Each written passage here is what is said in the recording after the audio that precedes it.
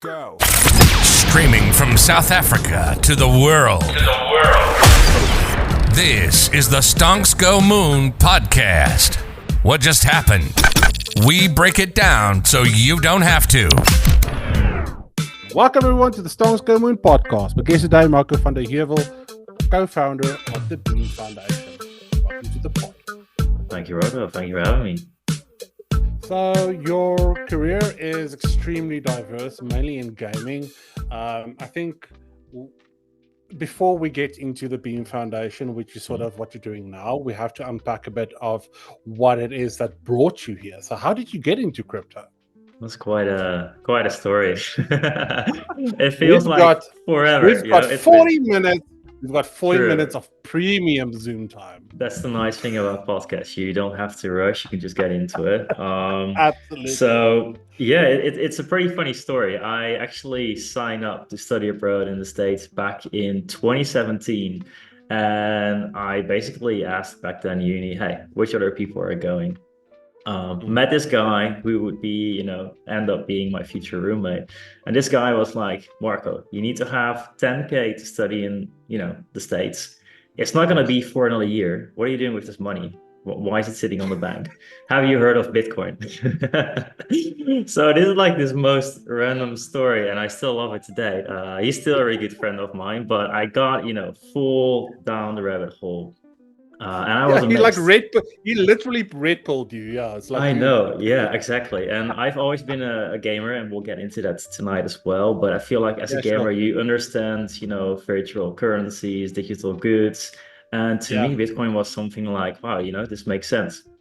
And I just spent a full year educating myself back then. I think 2.5K when Bitcoin was when I started. Just spent a full year learning everything I could about it until I moved to the States. And I think from there on, that just only, added fuel to the fire to just wanting to keep learning about it, starting, my first business in the industry. And that all led to where we are today. So it's been quite a roller coaster. What did you use? What did you use? When you said you spent a full year educating yourself, was it YouTube videos, with blogs, with friends?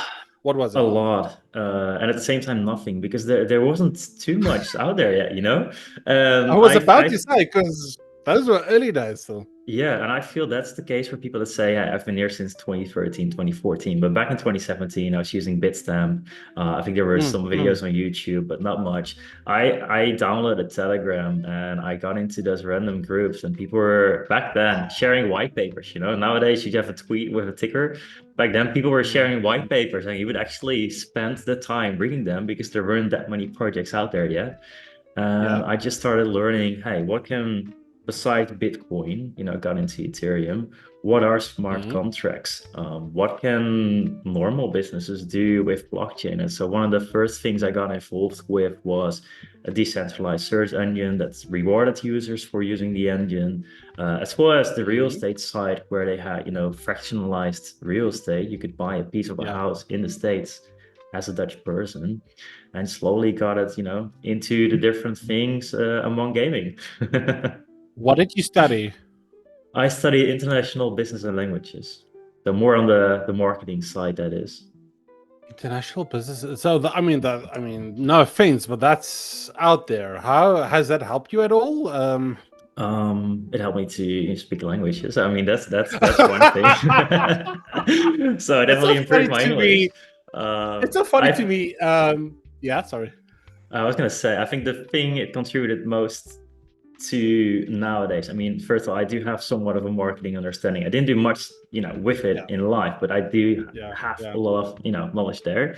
But I think mainly it got me to move to the States for my study abroad, where I learned that there were a lot of young people starting businesses. It was, peak bull market, early 2018 when I moved there, and I was spending more time at crypto conferences than in school. So it helped me to, really make a network, I would say, and just, go for it, basically. Yeah, because the European startup scene, no offense, but it's not, I don't know if you've noticed, it's not the biggest, it's not setting the world alight. That's a bad... Okay, this in the blame regulation, maybe no. yeah, maybe, but like you said, everything happens for a reason. So okay, cool. Right. So then you get into gaming. Yeah. What, how, where? It started, I mean, as a child, I was always kind of addicted to gaming. I learned my first English words, Mm, in gaming rather than in school, and it was through I RuneScape. can see the Game Boy right there. Exactly. And if you look at RuneScape, it's an MMO. You have buying and selling stuff. I remember not knowing what the word buy or sell meant. I knew I would have like fish in my inventory that I wanted to sell. Now I know it's selling. I would just spam buying fish, selling fish, and I would look when someone puts up the money. I knew that that was the right word. That's how I learned, at a young age. First of all, English, but also market dynamics. And Yes, supply and that demand. whole that whole gaming journey, I've always been more involved in the economic side of games than actually playing the games. I've never been on a top leaderboards in any game per se, but I still play games like League of Okay, Legends. But with okay, RuneScape, when CryptoKitties came, and later even more so Axie Infinity came around, I was like, hey, yeah. this is something I do understand. So yeah, got involved in Axie Infinity very early on as a breeder of those really funny characters, and started selling Hmm. them, and ultimately started a gaming guild.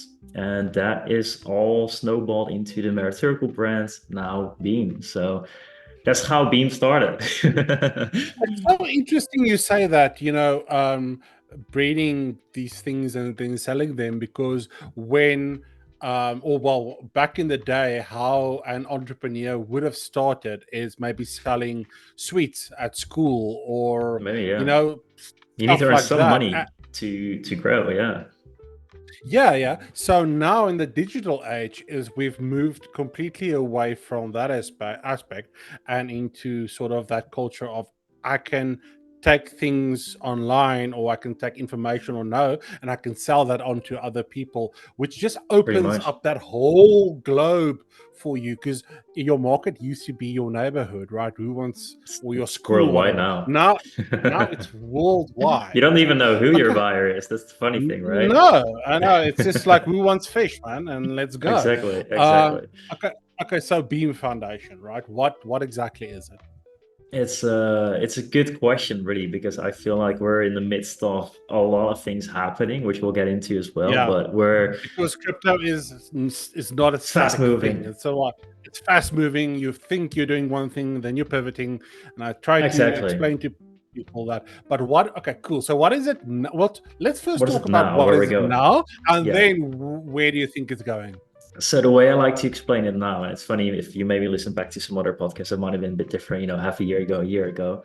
But what is now? I would say Always. we're a key player within the Web3 gaming industry. We have Hmm. one of the largest treasuries in Web3 as well. And throughout the years, we've used that to invest in over 80 different studios. We've actually built our own network, which is in the midst of the overall towards the L1 that we'll get into as well Yeah. with the Like a nodes. VC company almost, Well, in a bit, yeah. We in a wanted sense. exposure, Yeah. yeah, in a sense. We wanted exposure to game studios, and we wanted Mm. exposure. We've been investing in AI early on as well in a project called Aether, among others, and Okay. that just What is AFIA? really Sorry, I'm just curious. What is AFIA? I haven't heard of it. TLDR there. It has everything to do with Nice, nice. decentralized cloud computing, which can be used Okay. to train, AI models, or it can be used for cloud Hmm. gaming, the connection back to gaming. AI, in my opinion, is very connected to gaming and is going to play a huge role there. But How to does it stack up? Sorry, how does it stack up to Mhm. AWS, in terms of, which is a centralized, and you're just saying decentralized? Is that the way you think the guys are moving? In a way, I feel it is. I mean, Mm. it's a good question. I mean, it's still growing, it's still evolving. I Early. think I I know like it's the early. idea. I like the idea. I mean, Amazon has this too, of course. They have nodes all over the world, so it's not like they will Mm. just go, offline randomly. It happens at times, but very rarely. I feel like the Yes. decentralized aspect comes into place where now it's not only decentralized and always up and running, but you can also get a piece of Mhm. a pie by helping Mm. to grow and maintain that network. So Yeah. it's just a more, well, yeah, the word says it, decentralized network where everyone participates. Okay. Did you Yeah. recently burn some tokens?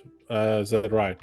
Yep, we How burn a lot much of did tokens. you burn? And sort of explain to the people that might not know, like, why do you burn tokens? What does it Mhm. mean and why do you do it? It's a good question. So Mm. I just mentioned, right, we're in the midst of this overhaul from, so kind of to Yes, finish what yes, we yes, missed maybe yes, first yes. and then get into the burn side. Yeah, sure. So we've, by investing in those different studios, different companies throughout the Mm. years, Mm. we got a lot of learning lessons from them. What are they looking for in Web3? What are their pain points? What do they want to see change?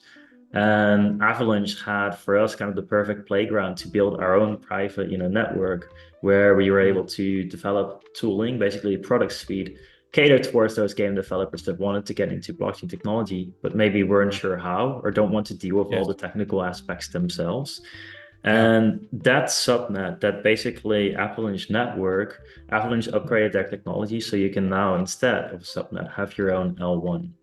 And that basically Mm-hmm. means you have your private blockchain, you have your private environment, let's call it that way, that can connect to all those other private environments in a very easy and convenient way.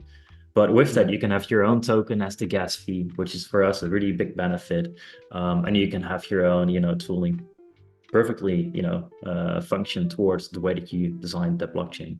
Okay. With that upgrade, there needs to be a decentralized network. We want to, just like I explained with Aether, you want to have people all over the world that help run that network.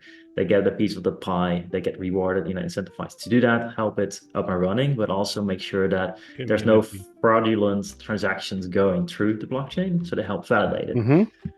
With that recent node mints that we had, I believe we generated around $73 million in fees. So there was a really big, appetite for those nodes. All of those fees, the entire mint goes towards burning Beam tokens. And Mm. we enable people to participate through different networks just to make it easier to buy nodes. So you don't have to, bridge it to one network if you're in another. And all those Mm. tokens, be it USDC, be it AVAX, be it ETH, they all go to buying back Beam and burning those tokens. And yeah, it is a good question, why you would do that. For Why us, you would do that? Yeah. yeah, a lot of people have asked us, and yeah, we've had that question. Why not put it in a treasury? And to us, I mean, first of all, sure, there were participants that minted nodes with a different token than Beam. But for us, Mm. it's really, we already had, like I said, one of the largest treasuries in the industry. So fundraising is not our goal. Our goal was really Okay. to kickstart this L1, make sure that a lot of Mm. people participate so that we have a very decentralized network and make Mm. sure that it is in a way structured that it's not going to dilute the Beam holders and make them unhappy, but rather contribute to the ecosystem and makes, the Beam holders, the Beam participants happy. In this case, by burning those tokens instead of, using it as a fundraiser, I would say. So yeah, again, it's not a race. It was a node Mm. mint. Yeah, towards that L1 Because network. it sounds, yeah, but because when you said 73 million dollars, it's like, oh, that's a lot of money, and then Yeah. people's minds race, and we are thinking of other things, and that's why I'm sort of Yeah. asking you that question. Can So imagine. I think I kind of understand where you are now. Where Mhm. do you think you are going to be, or where do you want to be?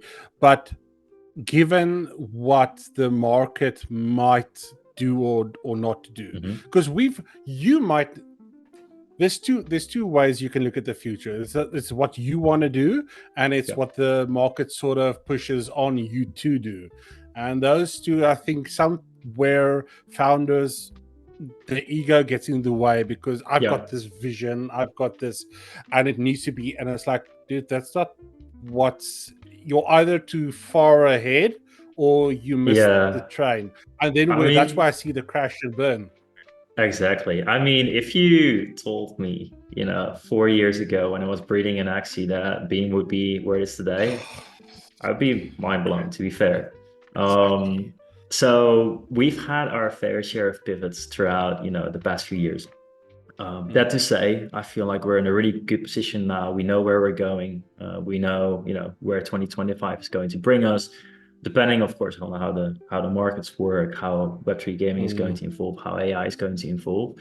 But we recently, and we do this every year, we put out a Medium article that, both looks back at previous year, but also looks forward into the next year. And I wonder, have you ever heard of the so-called term shiny object syndrome? Yes. Yeah, so I read that, we have a great writer and he put, shiny object syndrome as one of the pitfalls in Web3. And I think where you mentioned, your ego could get in the way. I feel like with a lot of projects too, that shiny object syndrome gets in the way of their success because to put this in a really practical example, when we started, it was all play to earn. Then it went to gaming guilds because they're not tied to one game. They can, have this overarching ecosystem. Then we went to maybe a bit more recent example, Telegram Open Network, where Telegram games became popular. And you saw a lot of studios that initially announced to be developing a AAA title now say, hey, guys, we're developing this Telegram game. Come and join us. And if you ask them, why don't you focus on this AAA title? Why this side game?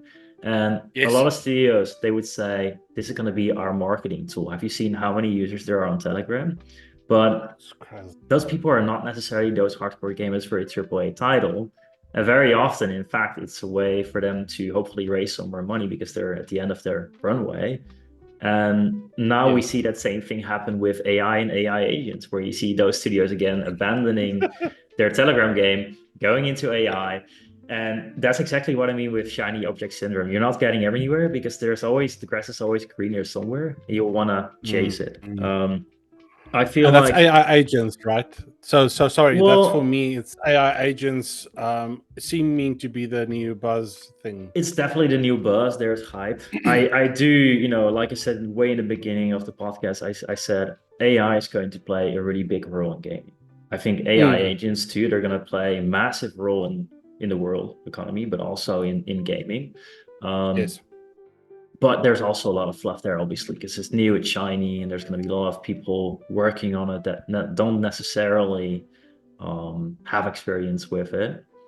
So to go back to where I wanted to go with Beam is that we've had our fair share of pivots. We also went from guilds towards indeed more of the investment side, towards the whole ecosystem and tech side, towards also having investments in AI. But first of all of those pivots stayed really close to our roots and core beliefs that we always had and put in, the presentations that we've given. And second of all, we have the treasury that we have to and should be, thinking bigger than just Web3 gaming that still has to prove itself. So if I then go back to your question, what is 2025 going to look like? What is the future for Beam going to look like? What are you going to target with that treasury? Tell me. What are we going to do? So we have right in front of us that L1 upgrade, right? With the nodes that we talked about. We announced the Beam Ventures is actually the first approved gaming fund in Abu Dhabi, which is a big deal. It's going to be targeting 150 million plus funds catered towards gaming. And I already mentioned AI as well. I still, think that that's going to only grow more and more from here. I already mentioned our investment in Aether and how that, links back to gaming with cloud gaming. We're only going to, play a bigger role there too. So in a way, we will, somewhat keep pivoting as well. But it is in a way that really perfectly fits our product suite, what we developed. It fits, our treasury, our investment thesis. And 2025 is going to, quite frankly, see a lot of games launch as well, including games that are using the Beam tech stack. And so I'm just really excited to see games that actually are going to pull in numbers that we haven't seen before, in terms of monthly active users. That hopefully some of them use the Beam tech and can show what it really looks like at scale. How many Telegram gamers do you guys reckon are there active? So let's say on a monthly basis. Let me very quickly look up how many monthly active. Cool, and I'll talk while you do that. Sorry, I'm not Rogan. I don't have a Jamie. Jamie, pull that up. Here the guest has to pull up their own fact checking. I know. So why I asked that is because are you seeing an increase? Is it a decrease? Does this thing still have legs to grow? We've had the issue of the CEO being arrested over privacy concerns, and obviously that's not always a great thing for a platform. But then again, you've got a multi-billionaire who admits to using ketamine and is number one playing gamer for Diablo in the world. So I mean, what does that say It's a for a strange world. platform? I So mean, it's 2024 felt like what the hell is happening? You have what Doge, Department of Government Efficiency. You have Elon tweeting memes. You have a lot of social media go back to uncensoring, whereas they initially said that we aren't censoring. It's a weird world. Um, but yeah, to your question, I just looked it up. There's 950 million monthly active users on Telegram, according to an article from January 1st. So that's a massive number. sorry, how Um, much? We cut out 950 there. How much? 950 million monthly active users, according to an article from the 1st of January. 950 million. 450 That million daily is users. Mind blowing. Yeah, so I get that studios say, hey, have you seen how many users there are on Telegram and how many gamers there are worldwide, which also is in the billions? It's easy to target I those, knew it was. but Sorry, I'm generally, you it's just blew my mind massive. because I knew it was a lot. That's why is WhatsApp not set up fundamentally in a way that it can mirror or copy? Because we know Zuck likes to Well, look off other people's homework and if I look at it myself and take it back to gaming, I don't want people to have my phone number. They'll be ringing me at night. I've had, when markets went down, I've had really nasty messages from people. I was very happy they didn't know where I was located. They yeah, didn't know yeah, what my yeah, phone yeah, number yeah, yeah, was yeah, yeah, for yeah, yeah, phishing yeah, yeah. attempts, 2FA purposes. Telegram, just use a simple username. You can use group chats by simply searching for them. There's so many Yes. features in Telegram that are so far away from what WhatsApp has to offer that I love Telegram. But do you Yeah. think it's copyable? Sorry, I just now out of curiosity. I mean, everything is copyable. I mean, we live in a world where, I Yeah. mean, gaming is based on modding, it's Yes. you mod an old game, there's a new game. The whole world is based on copying. So yeah, it could be theoretically copied, but it's also a matter of network effect. It's people that use it. It is communications, Yes. community. There's so many variables to making this successful that maybe we'll see another, contender more on the left wing now that they're not happy with the other social media platforms going more right wing. I don't know, we'll see. Yeah, And we'll leave it there before we get flagged again. I Marco, know. thank you so much for joining me today. If the listeners All want to good. go and connect with you and the Beam Foundation, where can they do that? They can just join us on Telegram. We have a Telegram group there, or check us out on X. We have the Beam Foundation account there and built on Beam. I would say check our Medium post that I talked about. Looking forward into 2025, Yeah. you know exactly what we're going to work on and what we'll be doing, and that gives you a good TLDR to join the conversation on Telegram, which pretty much is a 24/7 AMA. Awesome. Yeah, emails are obsolete. You heard it here first. No one uses emails anymore. Oh, cold Thank you so marketer. much for joining me today. All And good. to our listeners, peace, love, and prosperity. I will catch you in the next one. Feeling confused, didn't know if it was right. You texted me in the middle of the night. Didn't make much sense, but I think I got it right. Oh, what a feeling I've got inside. Oh, what a feeling I've got inside.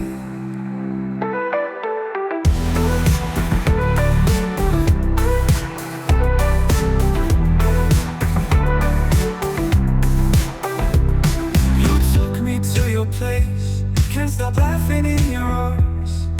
Day after day, something growing in your mind. We met on the moon, you were dancing in the dark. Feeling confused, didn't know if it was right.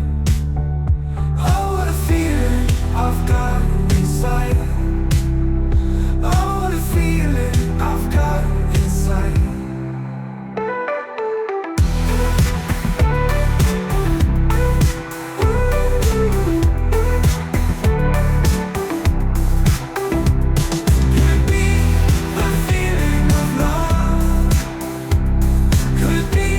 The